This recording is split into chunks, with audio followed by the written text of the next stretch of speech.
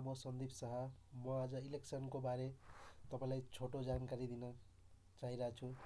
यदि तपाईँले यसपालिको इलेक्सन 2082को बारे बुझ्न चाहनुहुन्छ भने तपाईँले यहाँबाट कुनै पनि ब्राउजर खोल्न सक्नुहुन्छ र तपाईँले यो ब्राउजरमा गएर इलेक्सन भनेर सर्च गर्न सक्नुहुन्छ, इलेक्सन कमिसन नेपाल। तपाईँले यहाँबाट इलेक्सन कमिसनको सुरुमै हेर्न सक्नुहुन्छ। फर्स्ट वेबसाइट नै ओपन गर्नुहोस्। यदि ओपन गरिसकेपछि तपाईँले यसमा इलेक्सन रिजल्टमा क्लिक गर्नुहोला।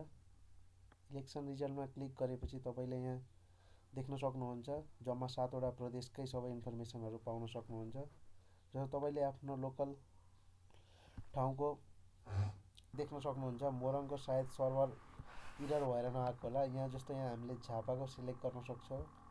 तपाईँले यहाँ झापाको हेर्नुभयो भने हामी सबैलाई थाहा छ त्यहाँबाट निर्वाचन क्षेत्रबाट केपी ओली र बालेन शाह बिचको भिडन्त भइरहेछ, जसमा चाहिँ तपाईँले यहाँ पहिलो नम्बरमा हेर्नुहुन्छ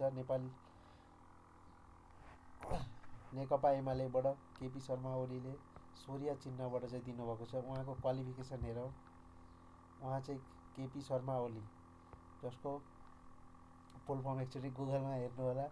उहाँ प्रतिनिधि सभा निर्वाचन क्षेत्र नम्बर 5बाट हुनुहुन्छ, झापा 5। उहाँको उमेर चाहिँ 74 हो। स्थायी ठेगाना भनेको भक्तपुर सूर्य विनायक नगरपालिका बालकोट हो। तपाईँले यहाँ देख्न सक्नुहुन्छ उहाँको चुनाव चिन्ह चाहिँ सूर्य हो। अब त्यसै गरी हामी उहाँको विपक्षको हेर्दाखेरि चाहिँ तपाईँको यहाँ राष्ट्रिय स्वतन्त्र पार्टीको बालेन्द्र शाह देख्न सक्नुहुन्छ। उहाँ चाहिँ पूर्व काठमाडौँ महानगरपालिका मेयर पनि हुन् र उहाँको चुनाव चिन्ह चाहिँ घन्टी हो।